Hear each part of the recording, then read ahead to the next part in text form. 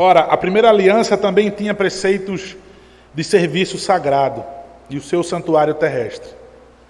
Com efeito, foi preparado o tabernáculo, cuja parte anterior, onde estavam o candeeiro e a mesa e a exposição dos pães, se chama o santo lugar.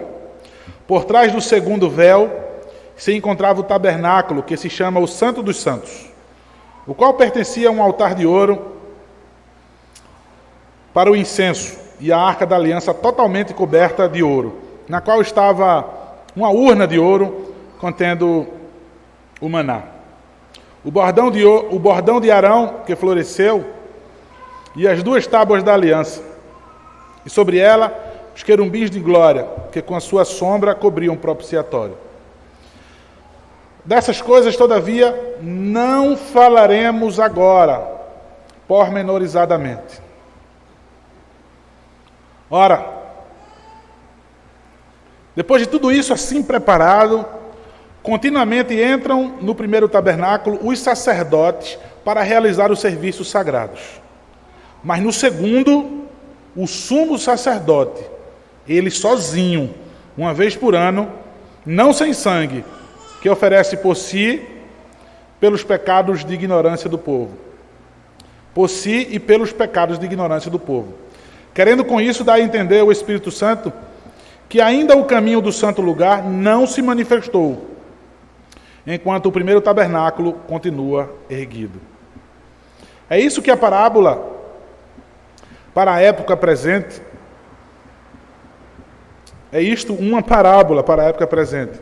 E segundo esta, se oferecem tantos dons como sacrifícios, embora estes, no tocante à consciência, sejam ineficazes para aperfeiçoar aquele que presta culto, os quais não passam de ordenanças da carne, baseadas somente em comidas e bebidas e diversas abluções, impostas até o tempo oportuno da reforma. Quando, porém, veio Cristo como sumo sacerdote dos bens já realizados, mediante o maior e o mais perfeito tabernáculo, não feito por mãos, quer dizer, não desta criação, não por meio de sangue de bodes e de bezerros, mas pelo seu próprio sangue, entrou nos santos dos santos, uma vez por todas, tendo obtido eterna redenção. Portanto, se o sangue de bodes e de touros e a cinza de uma novilha, aspergido sobre os contaminados, os santificavam, quanto à purificação da carne, muito mais o sangue de Cristo, que pelo Espírito Eterno, a si mesmo se ofereceu sem mácula a Deus, purificará a nossa consciência de obras mortas para servirmos ao Deus vivo. Amém. Vamos orar, meus irmãos, mais uma vez e suplicar ao Senhor graça para que possamos receber a sua palavra. Maravilhoso Deus, estamos diante da tua palavra. Muitas vezes damos atenção a tantas vozes, Deus, a tanta conversa fiada nesse mundo, e cremos muitas vezes, Deus, assim como Adão e Eva creram na serpente, creram em Satanás, Pai. Após o Senhor ter feito um pacto, feito uma aliança com eles, rapidamente, Deus, eles tendo tudo, absolutamente tendo tudo, inclusive comunhão perfeita com o Senhor, eles resolveram crer em outra coisa, eles resolveram ouvir outra voz. Nós pedimos, Pai, que o Senhor emudeça as vozes do mundo para que nós possamos ouvir a Tua palavra. A Deus, em nome de Jesus. Em nome de Jesus. Diante dela agora, Pai, suplicamos ao Senhor, curva, Pai, os nossos corações altivos e orgulhosos, soberbos muitas vezes, Deus, crendo em nossas religiões, mas não crendo no Senhor. Nos ensina, Pai, pela Tua palavra, em nome de Jesus. Amém. Irmãos, essas palavras do autor de Hebreus são super necessárias. O autor de Hebreus, ao escrever essa carta, ele precisava descrever o templo, ele precisava falar sobre a aliança no Antigo Testamento. Porque sabe qual era a ideia aqui dos destinatários da carta? Todo caminho leva à venda. Nós podemos contextualizar e dizer isso. Todo caminho leva à venda. Toda religião leva a Deus. Toda crença leva a Deus. E isso é mentira. E nós podemos afirmar isso, inclusive, da nossa denominação. De que pelo fato de sermos presbiterianos, nós temos livre acesso a Deus. Isso é um engano, isso é mentira. E corremos sérios perigos quando nós, porque professamos uma religião e uma denominação específica, acreditamos que temos acesso a Deus. Estamos correndo perigo se assim cremos. Assim mesmo era o que acontecia com os destinatários dessa carta. Hebreus, agora sendo perseguidos em Roma por causa de Cristo, então eles foram buscar outra alternativa. Vamos buscar outra alternativa para preservarmos a nossa religiosidade, para preservar a nossa crença em Deus, porque todos são filhos de Deus. Não é esse o grande dito popular? E nós sabemos que isso também é outra grande mentira. A Bíblia não afirma isso, que todos são filhos de Deus, mas que todos são criaturas de Deus. Filhos de Deus são aqueles que são ligados a Cristo, e aí nós somos adotados pelo Senhor. Por causa do nosso pecado, nós fomos destituídos, nós somos afastados da glória de Deus. Assim como o pai que diz, na minha casa tem regras, na minha casa tem normas, e eu não vou permitir que isso aconteça na minha casa. Se você quiser, você vá para a rua, viva isso como você quer viver na rua, não dentro da minha casa. Os homens resolveram ser autônomos e viverem como querem. E a Bíblia vem falar, de Gênesis até Apocalipse, sobre o homem, como o homem forma ídolos e como o homem forma religiões. E eles declaram, e eles inclusive insistem em viver nessa mentira de que conseguem chegar a Deus.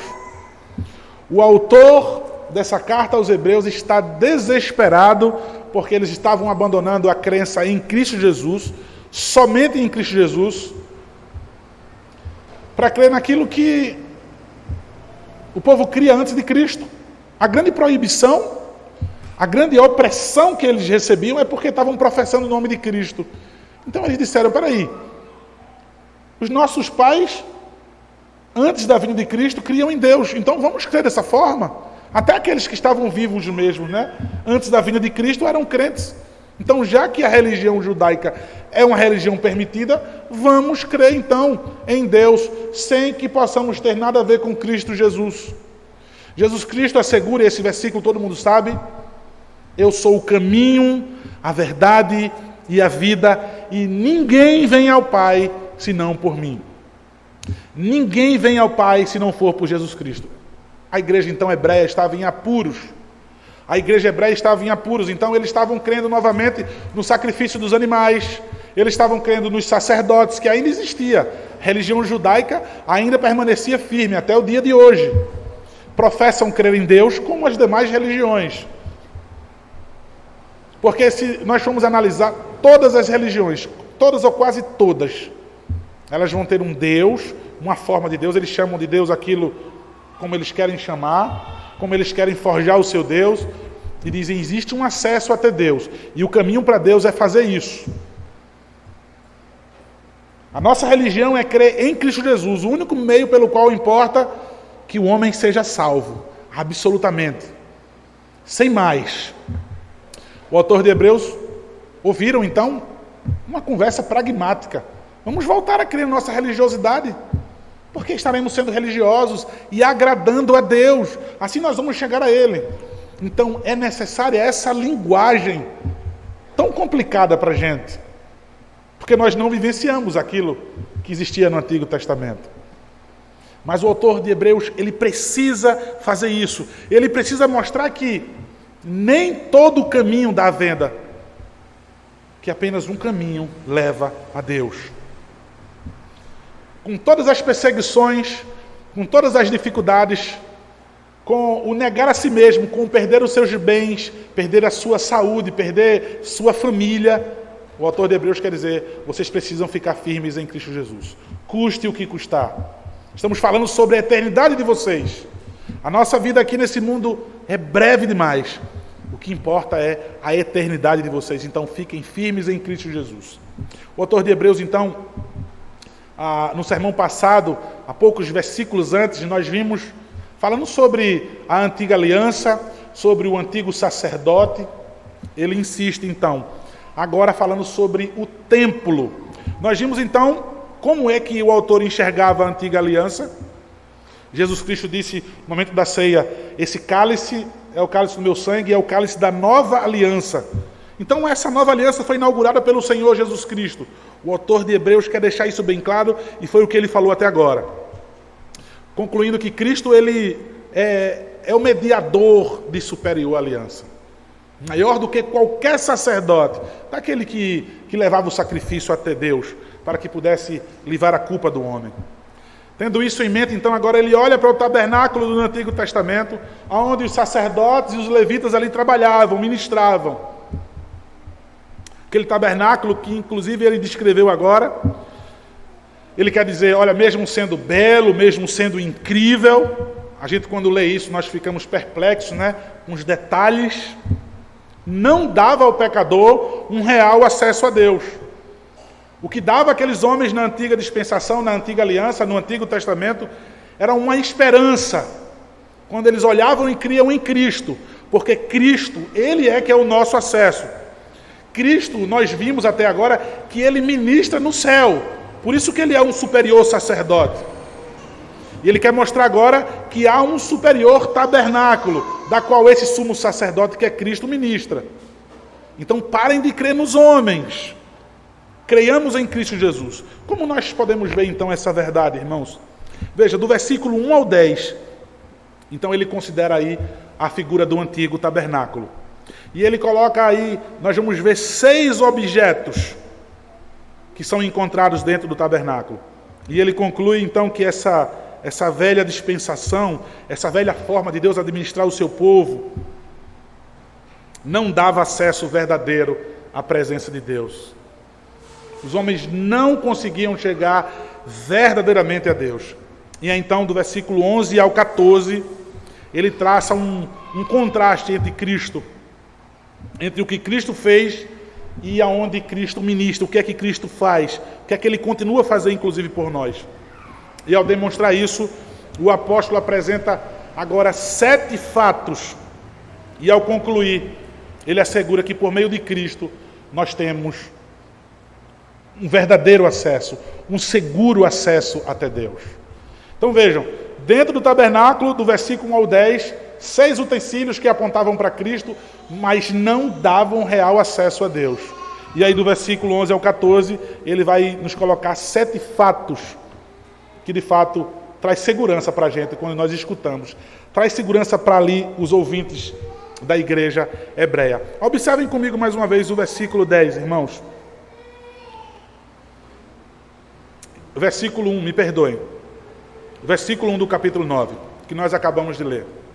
Ora, a primeira aliança também tinha preceitos de serviço sagrado e o seu santuário terrestre. Existia sim na primeira aliança preceitos, existiam leis, existiam ordenanças, existiam regras de um serviço sagrado no templo aqui. Existia sim um templo aqui, existia um único local pelo qual Deus se manifestava, pela qual o homem se relacionava com Deus na adoração. Então, voltando no templo, é o que ele quer fazer, ele quer pegar a mente dos hebreus e quer voltar no templo e mostrar as coisas como de fato eram. Deus havia dado todo tipo de instrução quanto ao modo como ele deveria ser adorado. Deus deu todas as instruções como ele deveria ser adorado. Hoje, como eu sempre digo, parece que com a vinda de Cristo, Cristo tornou tudo uma bagunça. Isso é mentira. A igreja evangélica, ela não tem liberdade nenhuma para adorar a Deus como bem entende. A nossa igreja, a membresia, juntamente com o pastor, o conselho da igreja, o tempo todo deve clamar ao Senhor misericórdia, para que, se houver algo de errado, algum elemento de culto que não esteja prescrito na sua palavra, no Novo Testamento, deve ser rejeitada. Os irmãos devem julgar e ficarem satisfeitos Inclusive recorrerem ao conselho da igreja, ao pastor e dizer, olha, isso aqui é estranho, essa prática na igreja de vocês. No nosso culto tem algo que o Senhor colocou ou deixou de colocar que não está prescrito no Novo Testamento. Tudo bem, pastor, que fica adornado, que fica mais bonito, que enche os olhos das pessoas, faz com que as pessoas voltem para cá porque gostaram, trouxe um entretenimento às pessoas. Mas não foi assim que o Senhor prescreveu. Havia uma regra. E Cristo Jesus não tornou isso uma bagunça, não tornou o culto uma bagunça. Esse culto do Antigo Testamento acontecia em um único local específico, no tabernáculo, numa tenda santuário construída aqui na terra. O versículo 2 diz assim, com efeito, foi preparado o tabernáculo, cuja parte anterior, onde estavam o candeeiro e a mesa, e a exposição dos pães, esse lugar se chamava o Santo Lugar. Sim, irmãos, existia um local da habitação de Deus e esse local era uma tenda. Esse local era uma tenda, é o local onde Deus habitava exclusivamente. E esse lugar se dividia em duas partes distintas, cada uma possuindo seus próprios objetos. Como eu já disse, utensílios que apontavam para Cristo. A primeira parte chamava-se Santo Lugar. Continha um castiçal para a luz, uma mesa em que era colocado o pão da propiciação e o próprio pão era colocado em cima. E aí sigamos então o versículo 3. Eu preciso correr, irmãos, por causa da quantidade de versículos, tá? Por trás do segundo véu, diz o versículo 3, se encontrava o tabernáculo que se chama o Santo dos Santos. O que acontecia naquela primeira parte era escondida do público. O povo não conseguia ver, sendo a parede da tenda uma espécie de véu. O público podia ir até o pátio, até o átrio ali. O público ficava ali fora, o povo ficava fora, mas somente os sacerdotes podiam entrar ali. Contudo, separando essa primeira sala da segunda, essa segunda sala que era conhecida como o Santíssimo Lugar, o Santo dos Santos, havia uma enorme cortina que é chamada do segundo véu. Assim era dividida a segunda sala, dividida as salas uma da outra distintamente. O versículo 4, olhe mais uma vez comigo. O qual pertencia a um altar de ouro para o incenso e a arca da aliança. Irmãos, há uma grande dificuldade teológica aqui, quando ele diz que no Santo dos Santos pertencia um altar de ouro para o incenso. Algumas pessoas, de maneira incrédula, não pensam assim, tá? Alguns comentaristas bíblicos, de maneira seca, sem um cuidado maior, creem que o autor de Hebreus errou ao dizer que no santo lugar existia um incensário ali. Mas há uma tradução possível, sem que haja prejuízo algum, da mesma forma como escrita em 2 Reis ou no livro de Ezequiel, que não era um incensário, de fato não existia um incensário no segundo lugar, mas que o sumo sacerdote, o único que podia entrar ali, ele levava incenso. Ele poderia levar o incenso para o Santo dos Santos. Então essa é a visão do autor de Hebreus quando ele fala isso. Não que existia um incensário ali dentro, tá? Um altar de ouro para o incenso. Ele tinha acesso a esse objeto com o incenso dentro, então ele levava ao santo lugar. E aí diz o texto, e a arca da aliança totalmente coberta de ouro, na qual estava uma urna de ouro, contendo o maná, o bordão de Arão, que floresceu, e as tábuas da aliança. Lá dentro tinha um pote de ouro também, com o maná dentro, uma representação ali do maná, era o maná de fato. Os santos dos santos, o lugar santíssimo, a grande expectativa de que o sumo sacerdote entrasse ali com o sangue em suas mãos, para que pudesse fazer expiação do pecado do povo. Para que pudesse livrar o povo da culpa, vida sendo paga com vida. Se o homem pecar, o homem vai morrer. Foi isso que foi dito desde o começo. Irmãos, o versículo 5. E sobre ela os querubins de glória, que com a sua sombra cobriam o propiciatório. Essas coisas, todavia, não falaremos agora, pormenorizadamente. Irmãos, observem. O autor de Hebreus não quer falar com detalhes agora sobre todos esses utensílios que havia dentro do tabernáculo, sobre esses 6 utensílios que eu repito sem nenhum desgosto, apontavam para Cristo. Todos eles têm significado. O autor de Hebreus, ele diz assim: meu objetivo não é falar para vocês detalhadamente sobre cada utensílio desse. O autor de Hebreus tem outra coisa em mente. Então vejamos, irmãos. Sobre esse versículo 5, no Santo dos Santos também estava a Arca da Aliança. E aí nós sabemos que, como ela foi feita, folheada por ouro, por todos os lados.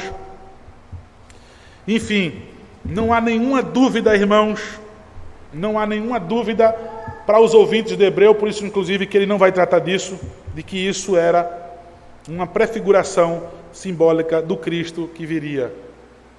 Os ouvintes dessa carta, essa carta quando era lida na igreja, eles sabiam do que cada objeto se tratava. Eu não vou falar isso com vocês agora, vocês sabem do que eu estou falando. Versículo 6, irmãos. Ora, depois de tudo isso, assim preparado, continuamente entravam no primeiro tabernáculo os sacerdotes para realizar os serviços sagrados. Foi isso que Deus ordenou, meus irmãos. Quando tudo estava pronto, os sacerdotes entravam e saíam da primeira sala fazendo o seu trabalho. Acendendo a lâmpada, trocando os pães e obtendo a purificação cerimonial para o povo no altar do incenso.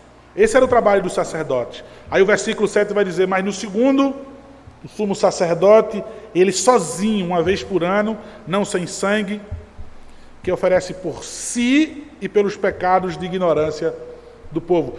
Tudo isso, irmãos, nós vimos no sermão passado. A gente pode correr porque nós vimos isso no sermão passado. Ele era pecador. Cristo vem como sumo sacerdote e é superior a todos esses homens. Esses aqui precisavam fazer por ele mesmo, porque também eram pecadores. E aí fazia também pelo pecado do povo. Sacerdotes, eles estavam restritos ao trabalho nessa primeira sala. Eles nunca entravam nos santos dos santos, apenas o sumo sacerdote. Quando então o sumo sacerdote entrava, ele só entrava uma vez por ano. E mesmo assim ele não entrava por direito. Porque eu tenho direito, porque eu tenho livre acesso. Ele tinha que levar o sacrifício que ele tinha oferecido primeiro pelos seus pecados e assim depois do povo quem ele representava. Ele era um pecador também carente da expiação. Ele precisava que sua culpa também fosse removida, para assim ele continuar o seu trabalho e assim representar o povo. Versículo 8, irmãos. Querendo com isso dar a entender, olha o objetivo. Querendo com isto dar a entender o Espírito Santo que ainda a caminho do santo lugar não se manifestou, enquanto o primeiro tabernáculo continua erguido. Por intermédio de todo esse procedimento, o Espírito Santo estava ensinando uma coisa. O povo precisava aprender essa lição.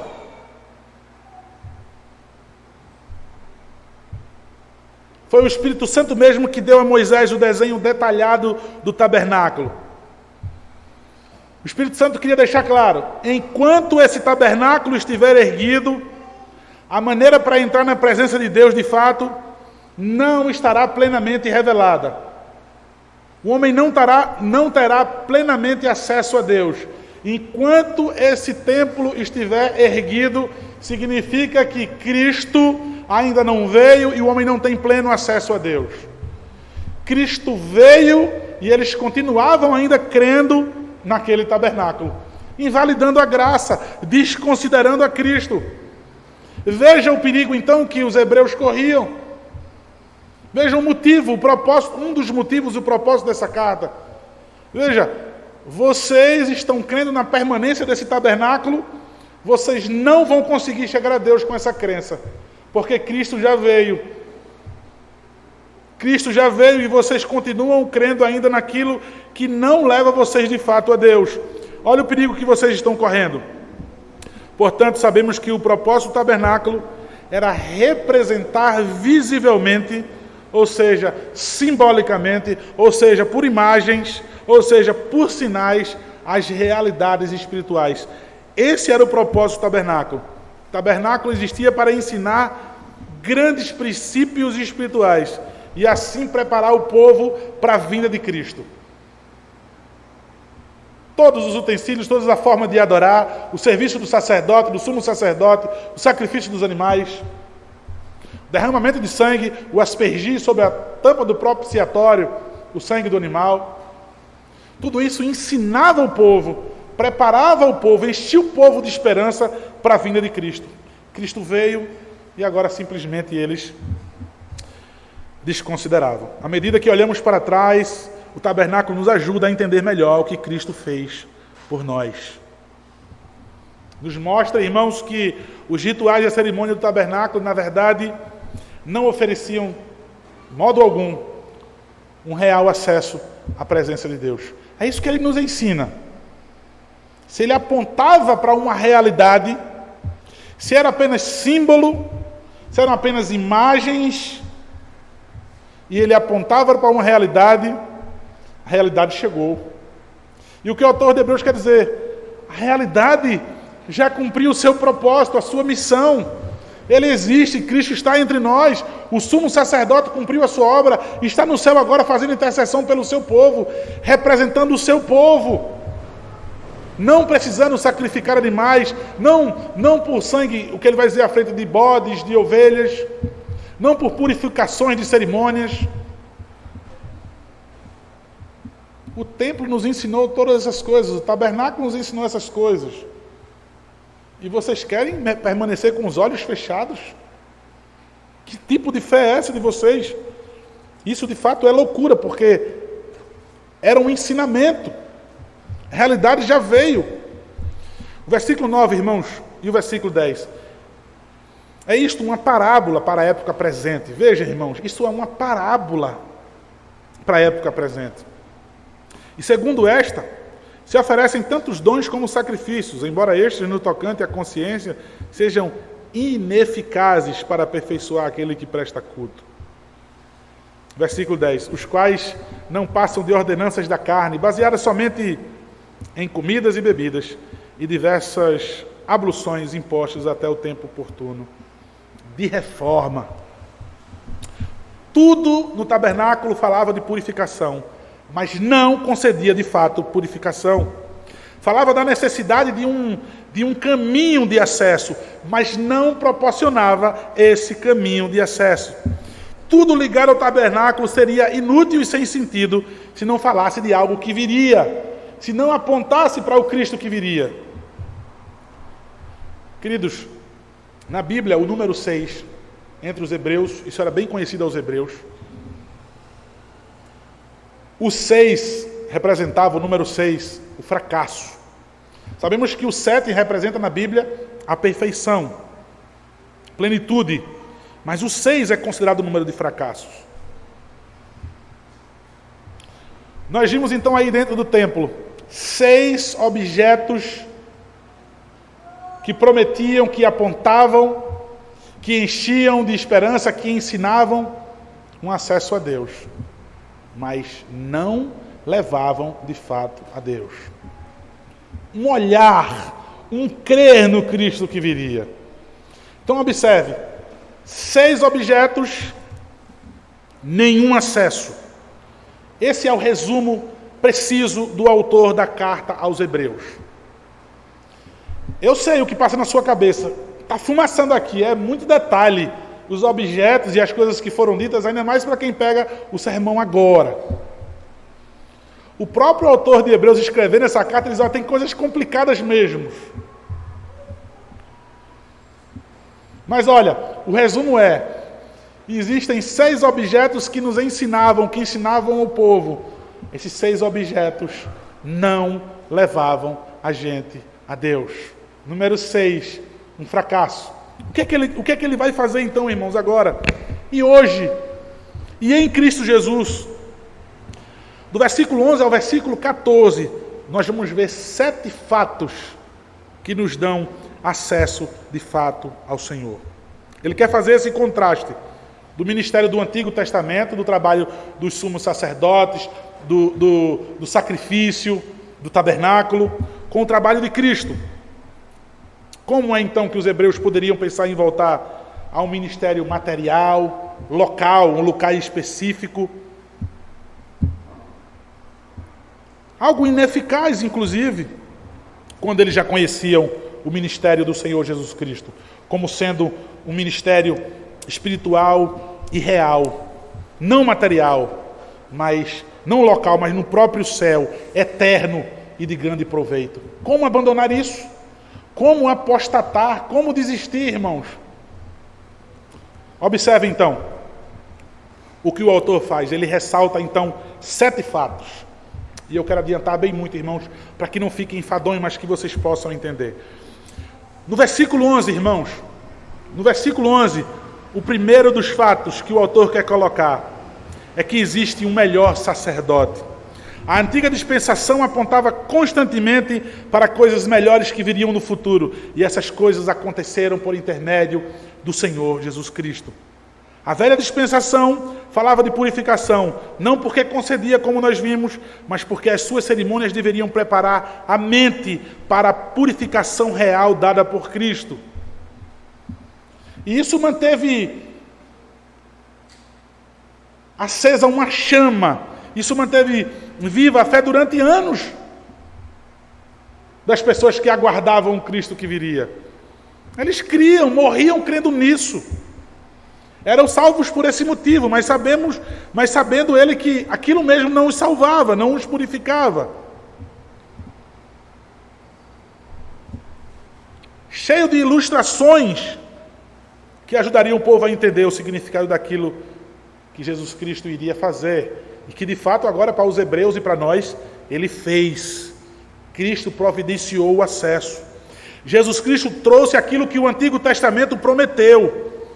Por isso, ele é um superior sumo sacerdote. Toda aquela ineficácia de que os homens, como sacerdote e sumo sacerdote, não poderiam, Cristo conseguiu. Ele cumpriu aquilo que a palavra do Senhor prometera. Ele não adentrou os santos dos santos, mas ele adentrou os céus. Ele está entronizado acima dos querubins. Irmãos, ele é o melhor sumo sacerdote. É isso que o versículo 11 quer dizer. Esse é o primeiro fato. Finalmente foi inaugurado um sistema melhor, uma ordem melhor. O Messias já veio. Vocês precisam crer nisso. Há um sacerdote melhor. Segundo fato, ainda no versículo 11, há um melhor santuário. Jesus não ministra em um santuário local e terrestre, mas em um maior e mais perfeito tabernáculo, não feitos por mãos humanas. Ele quer dizer, não na criação desse mundo. Ele ministra numa realidade espiritual, da qual o tabernáculo antigo era apenas uma figura. Cristo está num tabernáculo superior, no melhor santuário, que é o céu. No versículo 12, o que é que nós lemos? Nós encontramos ali um melhor sacrifício. Esse é o terceiro fato. A redenção prometida em tempos anteriores agora é uma realidade. Cristo a realizou, não por derramar o sangue de animais ou de outras pessoas, mas derramando a sua própria vida, derramando o seu próprio sangue no propiciatório, como expiação. Irmãos, Cristo sofreu a morte. Tudo aquilo que sofria o sacrifício. Ele mesmo como sumo sacerdote e ele mesmo como a oferta. O Cordeiro de Deus que tira o pecado do mundo. É isso que disse João Batista quando avistou o nosso Senhor. Ele ofereceu a sua própria vida. O quarto fato, irmãos, o que nos diz o versículo 12 ainda, é que ele é um método melhor. O sacerdote precisava entrar, o sumo sacerdote, uma vez por ano, e os sacerdotes constantemente, e sacrifícios. Cristo não veio muitas vezes com entradas repetidas por trás do véu. De uma vez por todas, é isso que diz a Bíblia. Nenhuma purificação verdadeira, nenhum acesso real se consegue dessa forma. Jesus Cristo entrou no céu uma vez, depois de cumprir a sua obra, como homem, nos representando como homem, porque ele encarnou, está no céu como homem. Uma vez, então só ele entrou e ali ele permanece, nos trazendo segurança. Enquanto Cristo estiver lá, ele nos garante a nossa salvação, a nossa proteção, a nossa entrada no céu, o nosso acesso ao Senhor. Tudo o que diz respeito ao seu ministério é infinitamente superior. Ele é, de fato, um método melhor. O quinto fato, ele é uma bênção melhor. Ainda no versículo 12, nós lemos isso. Os sacerdotes do Antigo Testamento entravam com o sangue de outros, mas Cristo entrou com o seu próprio sangue. Os sacerdotes do Antigo Testamento obtinham somente a purificação cerimonial, que faziam uma vez por ano. Tinha que ser repetida novamente no ano seguinte. Cristo obteve para nós uma bênção permanente. Nós chamamos de uma eterna redenção. Então, irmãos, como eu já disse, nada precisava ser repetido. Fomos trazidos de volta a Deus de uma maneira eficaz e verdadeira para sempre. Sexto fato, ele é, de fato, uma melhor garantia. Nós lemos isso no versículo 13 e no versículo 14. Ao lermos o versículo 13 e 14, nós vemos que se com o sangue de animais e todo o ritual ligado a ele era possível remover a impureza cerimonial, quanto mais o sacrifício de Cristo, que ele fez de si mesmo, era capaz de remover, então, a culpa e a corrupção real do pecado. Com o Espírito Santo eterno, à medida que ele realizava, sua obra trazia eficácia para nós. Aquele que não tinha pecado se ofereceu voluntariamente a Deus Pai.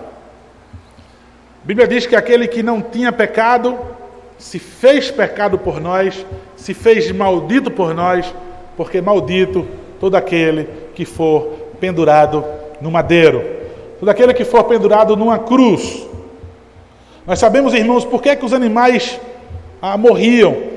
Porque o sacerdote colocava a mão sobre a cabeça do animal, e aí representava que o pecado do povo, daquela pessoa que ofereceu aquele animal, passava para o animal, e a pureza daquele animal passava para o pecador.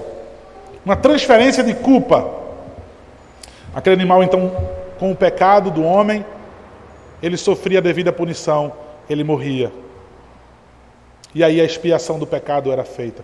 Por isso que a pessoa precisava ir constantemente, e de novo, pedir perdão pelos seus pecados. E essa era a forma. Jesus Cristo não tinha pecado, Jesus Cristo não conheceu o pecado, e ele se fez pecado por nós.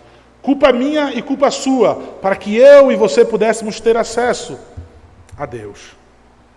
Louvado seja o Senhor, irmãos, porque ele se ofereceu voluntariamente a Deus Pai. Foi uma oferta programada entre pai e filho. O pai programou a morte do seu próprio filho em nosso favor.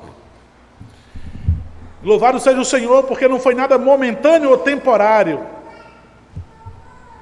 Não foi somente enquanto durou aquele sacrifício na cruz. Mas ele venceu a morte e, ressuscitando ao terceiro dia, está na presença de Deus, o Pai, advogando em nosso favor. O resultado disso é que os que creem são purificados interiormente e gozam de consequências inculpáveis, estão livres da mínima tentativa de depender de obras para a sua salvação. Que alegria! E são trazidos à adoração e ao serviço do Deus vivo. Último fato, irmãos. Versículo 13 e 14, nós lemos nesse versículo que há um melhor resultado. Sim, o resultado da obra de Cristo é que os crentes são interiormente purificados e gozam de uma consciência que não mais os condena. Veja, eu pequei, pastor. Eu tenho um pecado oculto, eu tenho uma multidão de pecados que me ferem o coração todos os dias. Isso me faz pensar que eu não sou aceito diante de Deus. Cristo pode fazer isso por você nessa noite. Cristo pode arrancar de você essa culpa. Como? Porque Ele levou sobre si as nossas enfermidades, os nossos pecados. Então pare de confiar em você mesmo. Pare de confiar no seu próprio arrependimento. Pare de confiar nas suas obras, naquilo que você tenta fazer para mostrar que é bonzinho. Isso é consequência de quem anda com Cristo. Mas não as obras vão salvar, mas porque Cristo assumiu a culpa no seu lugar. E o Deus irado derramou sobre ele toda a sua ira. E ele, pela mão dos pecadores, morre, recebendo todos os nossos pecados, recebe ali a ira de Deus. Fica sob o poder da morte, inclusive. Mas louvado seja o Senhor, porque ele ressuscita. Quando ele ressuscita, irmãos, destruindo a morte, eu respiro, eu estou aliviado e eu estou feliz. Não por merecimento, mas porque Cristo me substituiu da minha culpa de receber a merecida justiça de Deus por causa do meu pecado. Ele me substituiu. Que maravilha, irmãos. Um melhor resultado. As purificações cerimoniais do Antigo Testamento traziam apenas a limpeza exterior do corpo. Somente a carne era lavada. Os crentes hoje, em Cristo Jesus, estão livres de um senso interno de culpa e de todas as tentativas de depender das obras para a sua salvação. Eu escrevi, estou repetindo, irmãos. Isso é maravilhoso de ouvir. Transformados interiormente, são agora pessoas diferentes, pessoas que realmente adoram a Deus e servem ao Deus vivo. Assim recebem bênçãos que o ritual judaico jamais poderia proporcionar. Os crentes hoje não somente têm acesso ao Senhor, como também foram convocados por Deus para o seu serviço. O que se conclui, irmãos, com isso? Com esses 7 fatos. Por causa desses 7 fatos, nós temos acesso ao Senhor. Veja, a linguagem ousadamente, o autor de Hebreus usa essa linguagem, ao trono da graça. Nós podemos entrar ousadamente. Podemos chegar ao Senhor, ao trono da graça, ousadamente, a fim de suplicar, a fim de receber do Senhor graça, numa ocasião oportuna. Você tem dúvida da sua salvação? Você teme pelos pecados que você já cometeu no passado, que irá cometer ou do hoje?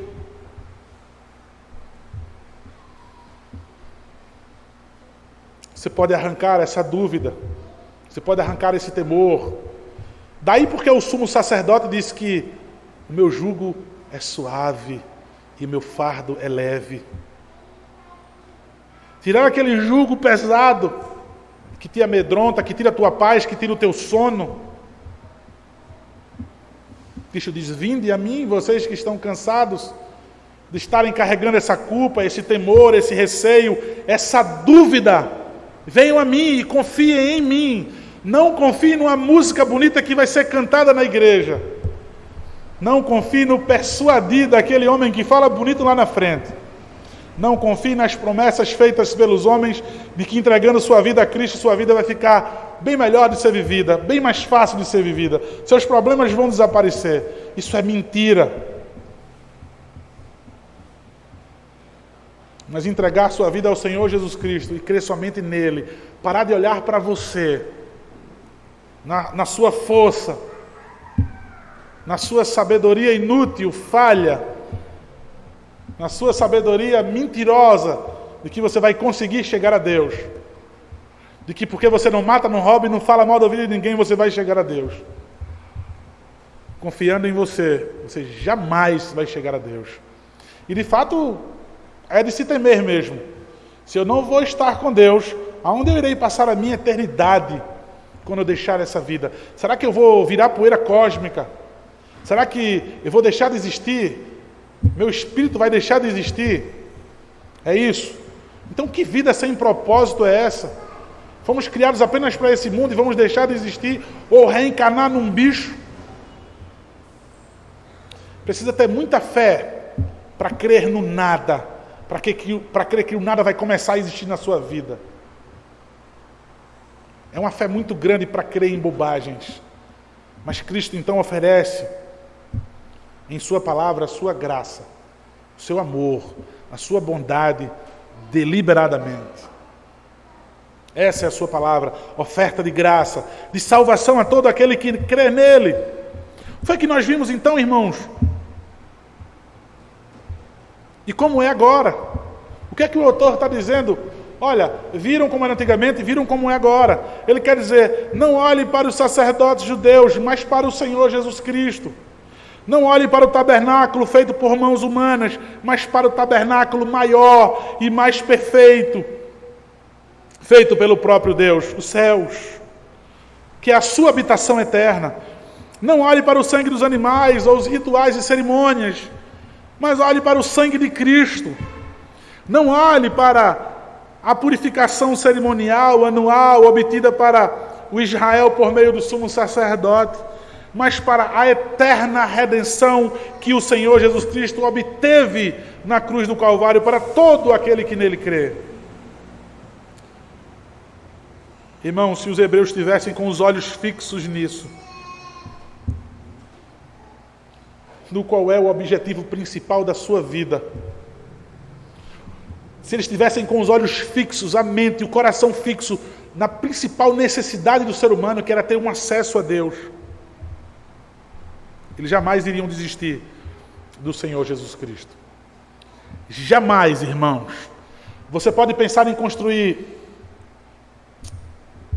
sua vida financeira, seu status, família. Você pode fazer projetos para anos e anos sabendo que você não sabe nem o dia depois, nem a hora, nem o que vai acontecer daqui a pouco.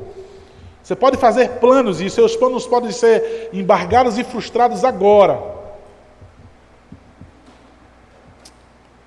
Aquelas pessoas hebreias naquela igreja estavam tentando resolver esse seu maior problema. Como crentes em Deus, eles estavam querendo procurar outro caminho para a salvação, para o descanso de sua alma, para que eles pudessem ter paz dentro deles, uma consciência de paz, de dizer assim, eu sou religioso, eu tenho a minha própria religião. Era exatamente isso que os hebreus viviam. Cada um tinha a sua própria religião e a sua forma de crer em Deus. Essa era a grande palavra, esse era o grande discurso. E um homem levantado por Deus, o autor dessa carta, ele vai dizer, é ineficaz. Faça o que você fizer com suas mãos. Faça a sua religiosidade aparente para que você possa se satisfazer, para que você satisfaça o pastor da igreja, o padre, ou seja, qual for o seu líder, para que você possa satisfazer as pessoas, fazendo, pegando e vivenciando. Porque hoje continua, né? As coisas visíveis e palpáveis, a religião para satisfazer os homens, para que impressione, para que possa massagear um pouco o ego dos homens e dizer, já que eu fiz isso, já que eu faço todo domingo ou todo dia tais e tais ações, Deus vai me receber. Nem dentro de um templo religioso, nem boas obras que você faz aí fora.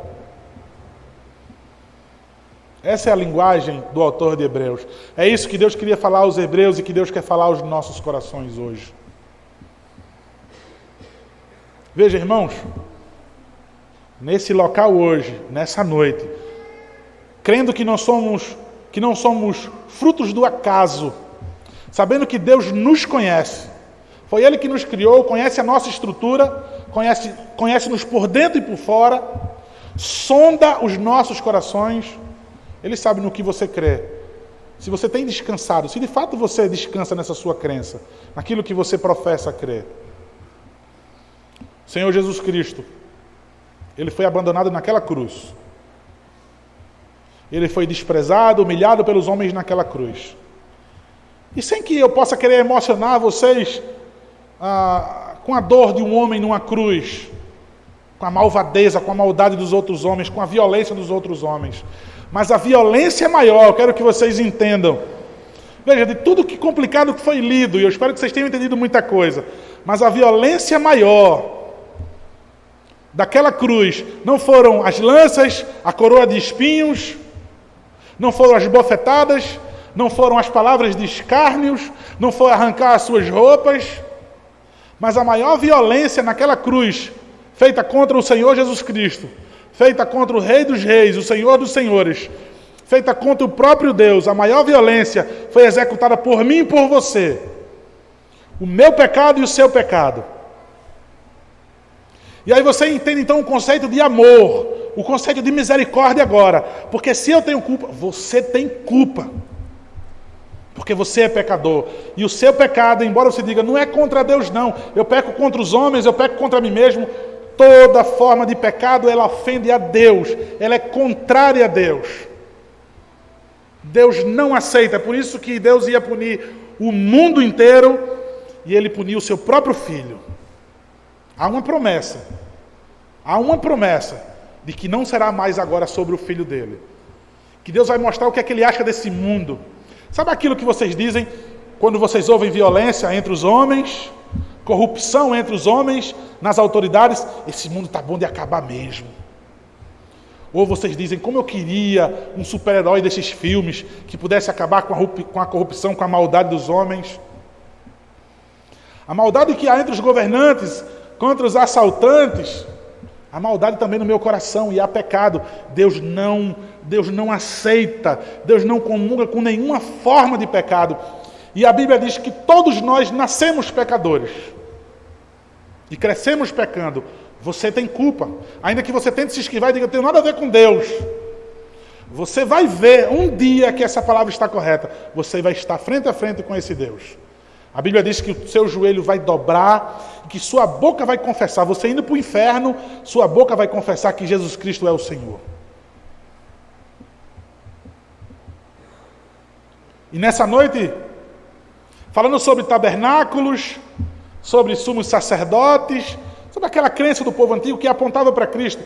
Agora uma realidade, numa clareza, numa simplicidade, Cristo é oferecido a vocês pela sua palavra, pela pregação da palavra, para que vocês creiam em Cristo Jesus, para que vocês se devotem, para que vocês vivam em obediência ao Senhor Jesus Cristo. Porque aquela violência sua e minha, porque Ele tomou sobre Ele o meu pecado e o seu, levou sobre Ele. E quando Deus olha para a cruz, Ele vê o pecado do pastor Ronaldo ali. A ira de Deus, então, é derramada não sobre o pastor Ronaldo, mas é derramada sobre Cristo Jesus. Isaías capítulo 53, versículo 10. Deus se agradou em fazer aquilo. Deus se agradou em fazer aquilo, em moer o filho e fazê-lo enfermar. Deus se agradou porque Ele estava destruindo a morte, estava destruindo o pecado. Porque Ele estava fazendo justiça. E Deus se agrada com justiça. Deus é um Deus justo. Então, quando Ele vai destruir o pecado, o meu pecado que estava sobre Cristo, Ele está fazendo justiça. Por isso que Isaías capítulo 53, versículo 10, diz que Ele se agradou em fazer aquilo. O Pai tem prazer em moer o seu Filho. Por causa da minha culpa, que estava sobre Ele. Por causa da minha irresponsabilidade. Por causa do meu orgulho de dizer que creio na minha religião. Viver a vida conforme eu penso que deve ser vivida. Queridos, o mundo evidencia que pela sua própria sabedoria o mundo não conheceu a Deus. O seu casamento pode dizer que você não conhece nada acerca de Deus.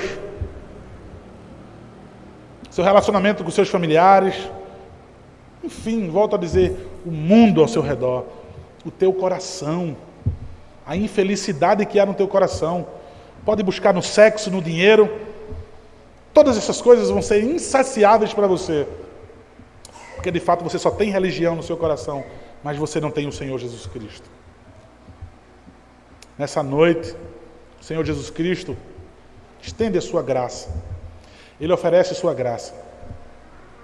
Sacrifício na cruz. Substitutivo. Justiça de Deus. Propiciação. Expiação. Remoção da sua culpa. Veja, consciência livre, sem nenhum peso, leveza, conforto, segurança de acesso a Deus.